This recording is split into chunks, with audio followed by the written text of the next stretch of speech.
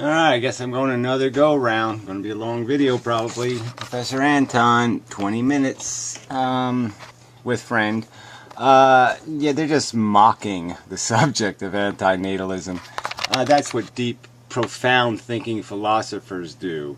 So we have this dilemma of evolution. A dumb force creates these little beasties on this planet that end up evolving. And in the evolutionary process, they end up eating their own relatives, essentially. And it becomes this consumption, reproduction, cannibalism, and addiction scenario. And yeah, so deep philosophers shouldn't be concerned with the question of whether this is something worth perpetuating, whether there's a truth statements that can be made about whether or not this is a functional paradigm, whether we can really make something of this. No, they just laugh at it and mock it.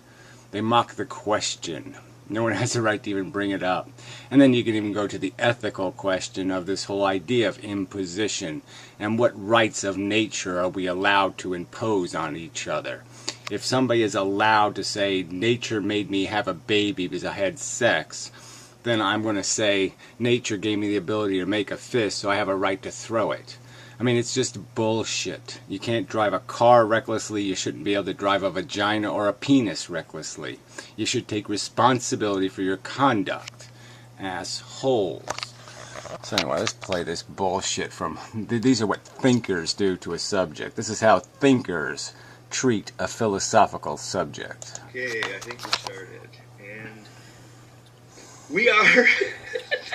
We're gonna... I have no idea why. I guess because people are persisting. A couple of people were personal messaging me on Blog TV yesterday about the antinatalist stuff. And I kind of feel like people are... It's like they're trying to persuade me.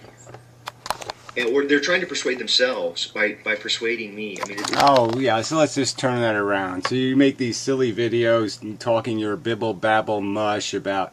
Oh, sometimes we need to use our hands to communicate, and what a crock of shit. Lots of people without hands doing lots of communicating. There's even people in little wheelchairs can't move any part of their body, and they're talking by blowing into a tube, asshole, and they're communicating just fine. So that's all a pile of shit. They think just fine, they talk just fine, so you just talk your shit, and you try to persuade people of your shit. Alright? And you're only doing it because you're trying to convince yourself, because you totally have no fucking clue what you're doing. You don't even know what fucking planet you're on. It's really kind of odd. And I mean, my own position has been, I've said it several times, look, if you don't want to have kids, don't have kids.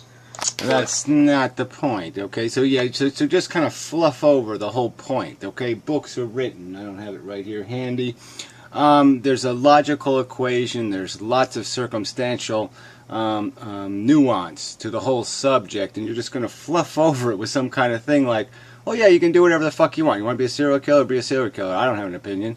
I mean, it's just bullshit, okay? People are basically they're conducting a little life experiment, okay? And they're deciding what the fate of another consciousness is going to be, okay? They're imposing it.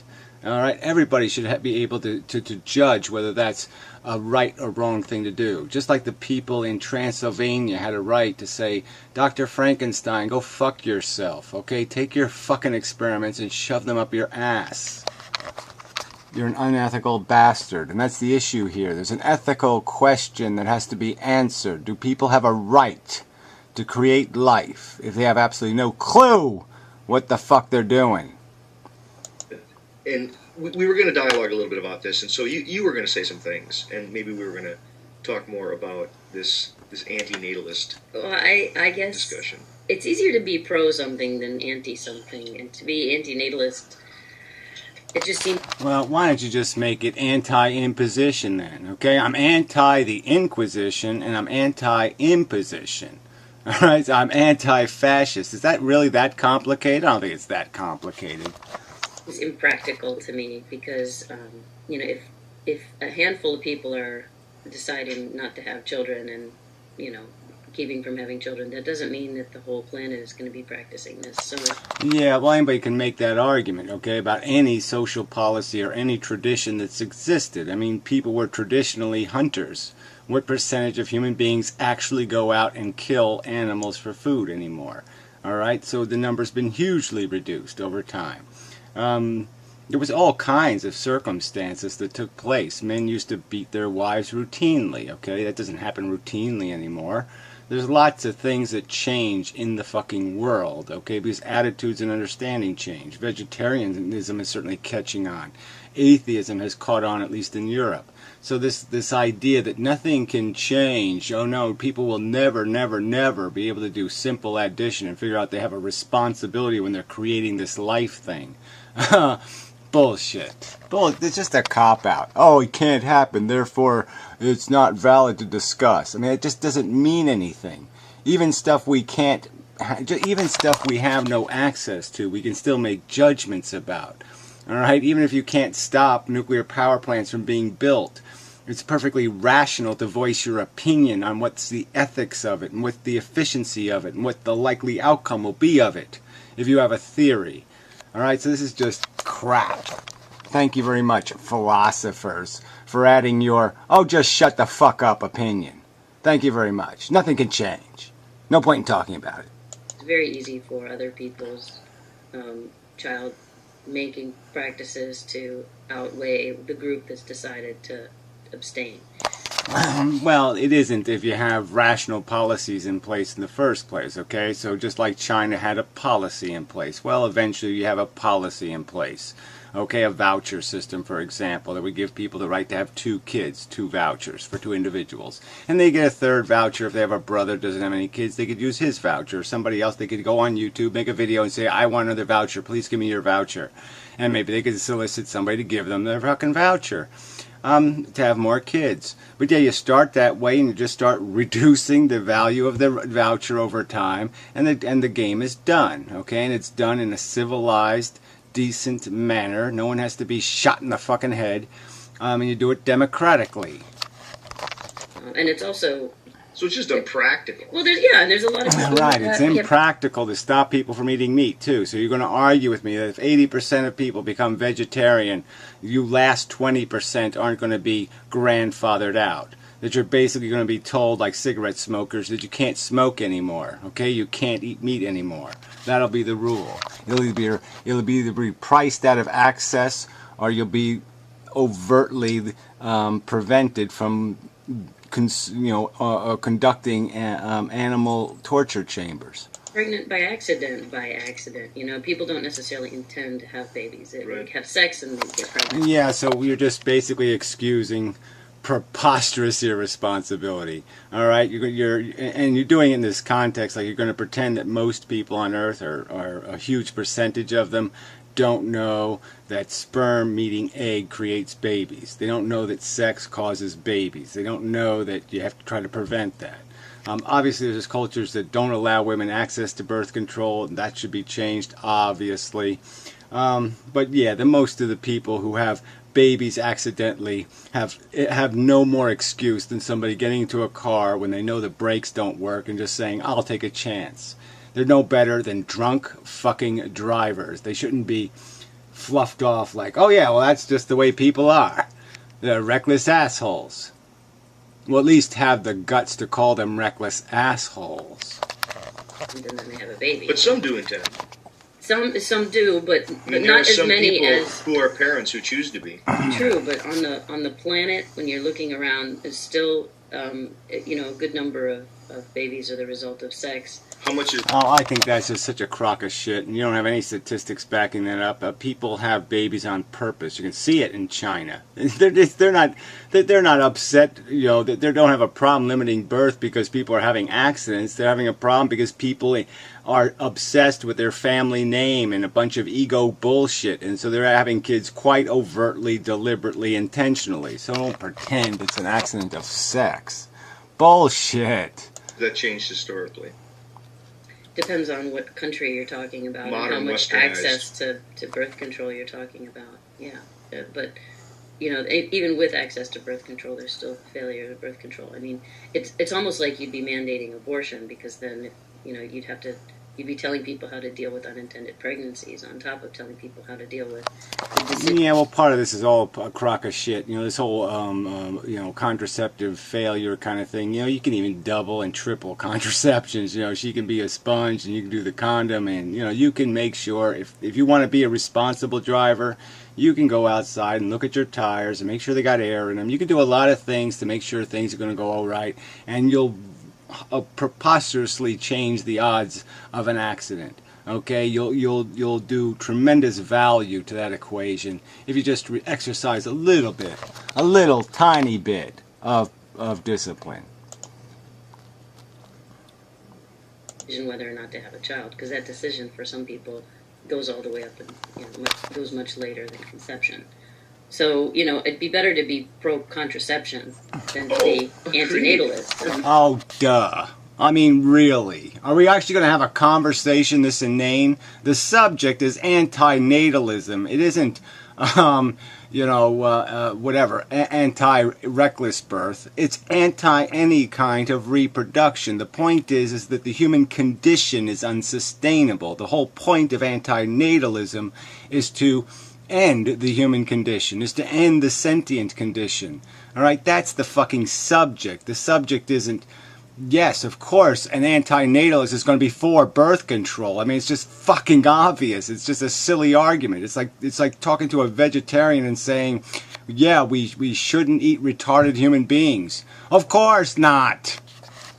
If that's what you're interested in, is curbing the number of babies, and that's kind of what's happened in the U.S. No, what I'm interested in is human beings growing the fuck up and dealing with reality. So that's why people are making arguments. That here's the reality, fucker. Alright, now we're going to start calling you what you really are. Okay, you're irresponsible imposers. Okay, you're in other people's business. You're reckless, you're irresponsible. You should have to take responsibility and be accountable for what you're fucking goddamn doing. And maybe we should even penalize you for this reckless, sloppy behavior. Alright, you should pay the full fucking price for it, maybe. Maybe we certainly shouldn't be subsidizing. So if you're going to give me advice about being anti-contraception, I should also be anti-publicly financed education, publicly financed healthcare, publicly all this fucking shit. And if people can't afford to take care of their kid, then we take the kid the fuck away and we force them to get sterilized. At least in the native population, immigrants are the ones who are now having more children than the people who've been in the U.S. for some time. Yeah, I mean, I think from a certain view, it's as if the antinatalist position... I mean, somebody sent me this message going, are you a natalist or an antinatalist? Oh, so now you're just going to play with the name of the word and play with goddamn bullshit, and you're just not even going to come close to the subject, right?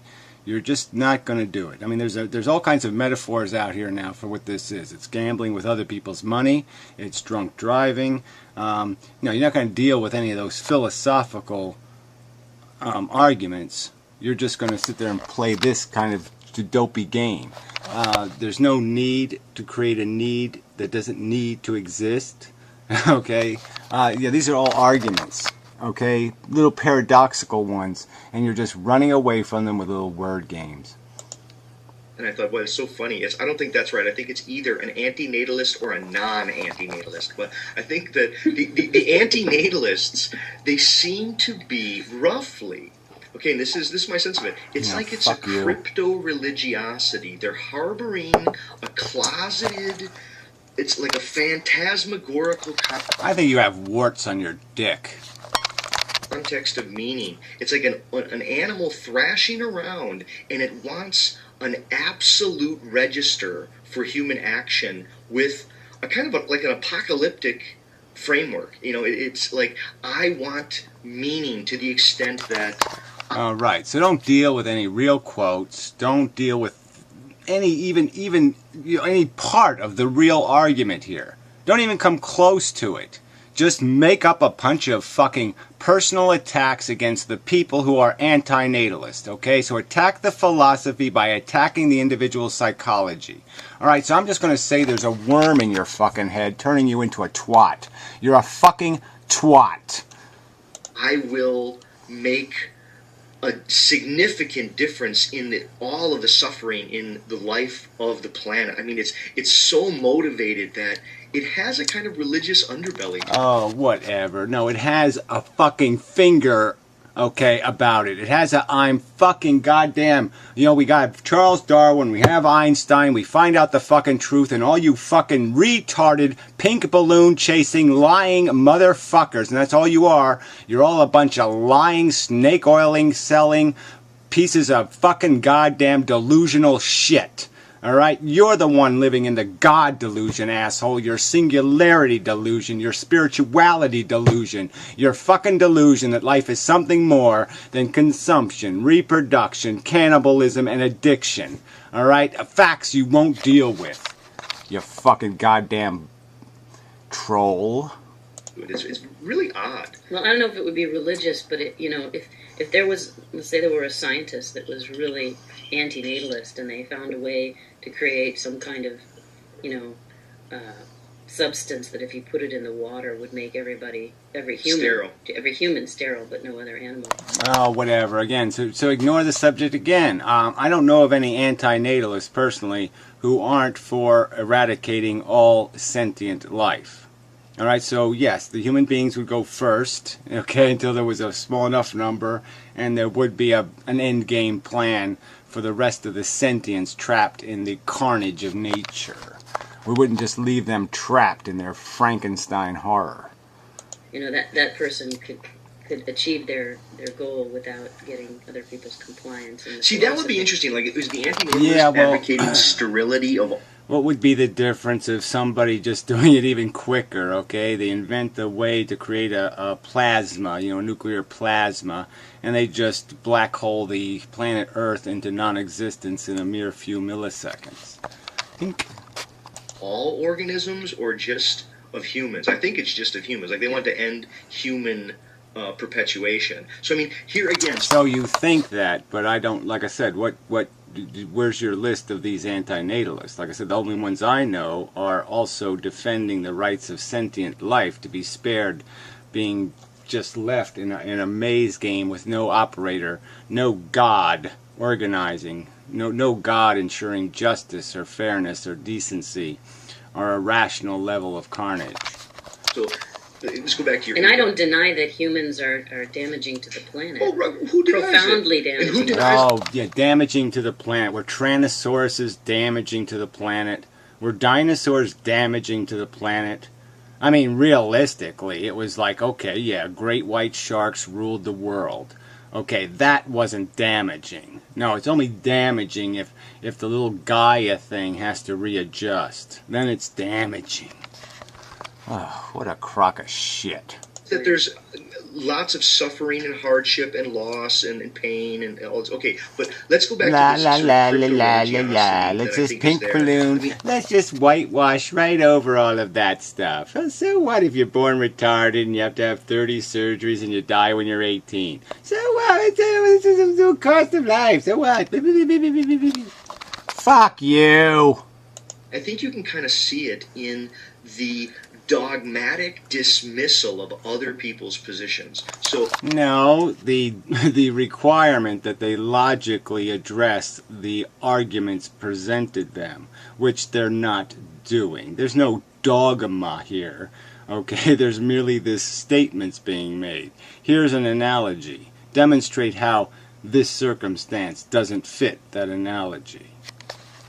there are some people who, and I think they're partly mistaken, but there are some people who want to live forever. They want immortality technologies, and lots of people have said they want to live forever. Well, that's pretty radically non-antinatalist. That is, they see such value. I guess I don't really understand why you're bringing this up. Is this some sort of straw man you're trying to build here, that somehow anti-natalists are trying to say they want to end life on Earth, but they still want to live forever? No, I don't think so.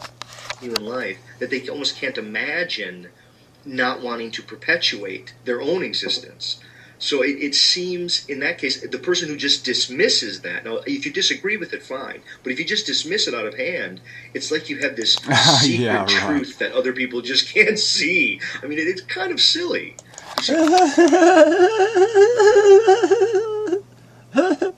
Yeah, I mean, really, this is just so fucking lame. All right, little slave owners giggling, right? The little carnivores giggling.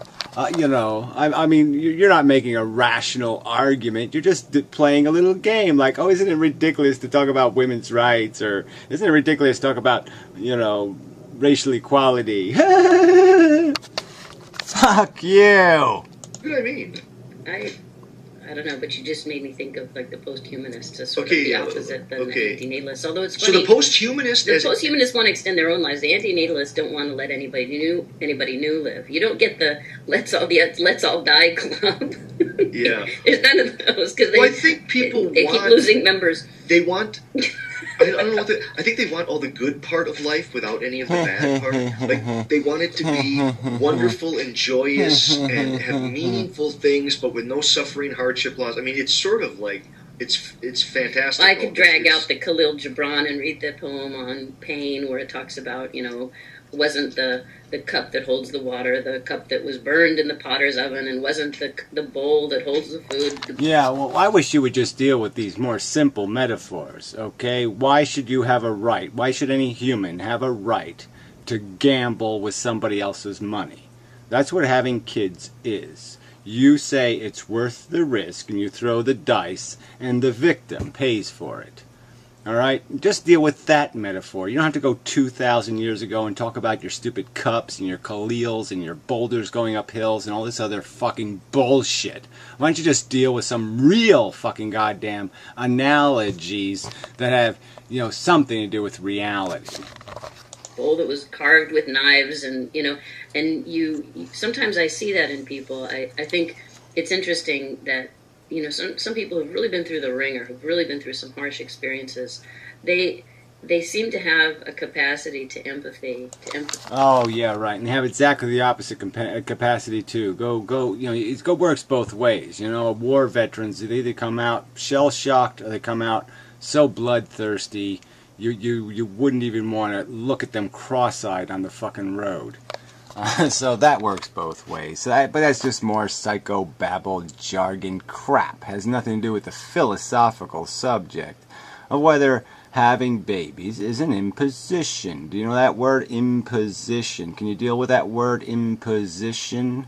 Is to be to extend beyond themselves and to embrace people who are different from themselves in a way that, you know, if you've played your cards right and followed the rules and done everything you're supposed to do, I see such hatred. You know, I was looking on a website and the local newspaper was responding to some thread that was talking about politics and infidelity and whatever.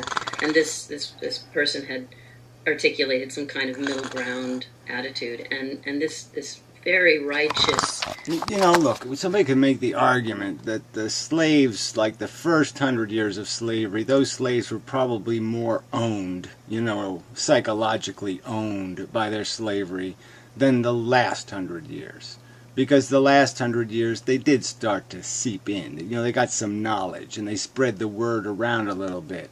And they got the idea that, yeah, I am a human being, and yeah, I am entitled to rights. And so they had a different understanding. You see, and that makes the difference in their perspectives. But if you surveyed them 100 years ago, they would have said, oh yeah, I am a dumb black man. I don't know shit, so I should be a slave. And 100 years later, they said, fuck you! Very, you know, I don't know, this person chimed in and they were so hostile to this other person that they didn't know.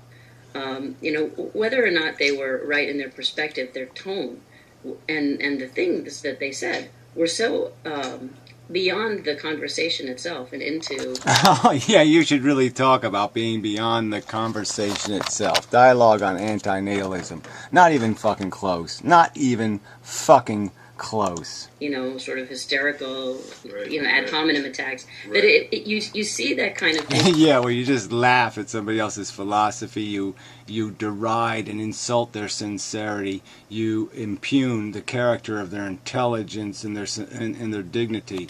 Yeah, right. Fuck you.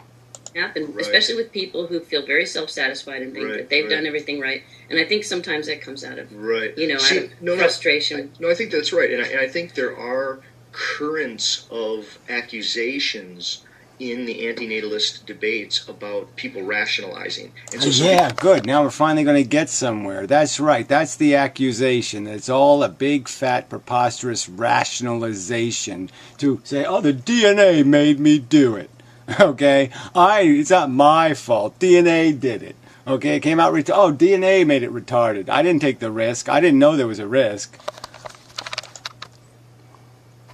And we'll say, well, the only reason you think life is so great is because you've lived, and now you're rationalizing, and there's a sort of cognitive dissonance. And I mean, they're literally... Yeah, well, there is a cognitive dissonance in the sense that you're not cognitively accepting the depth of the argument. The depth of the argument is that you are an addict. And now we're surveying you and saying, what do you think of heroin? That is a little bit stupid. You don't ask a heroin addict what he thinks of heroin. That's stupid. You evaluate whether this heroin thing works, whether it's functional by some other, you try to pick out metrics to judge it based on, whether there's some sort of performance issue, that this is success or failure by. But you don't sit there and solicit the opinion of the heroin addict. giving a kind of rationalization motivation argument for why people choose life. And I think it's funny because what you could really say... I know why people choose, okay, to ignore the risk and say, I can assign risk for you. I can decide for you what a life worth living is. I'll make that decision for you. I'll impose it on you. I won't make a decision that's about what's going to happen to me. I'll make a decision about what's going to happen to you. Alright? And there's no cognitive dissonance in accepting that that's a pretty bold, arrogant thing to do. And if you're going to do that, then you should have some better justification than DNA says so. I think DNA says it, right? DNA says in my ear, I can do it, I can do it. No, you got to do a little better than that.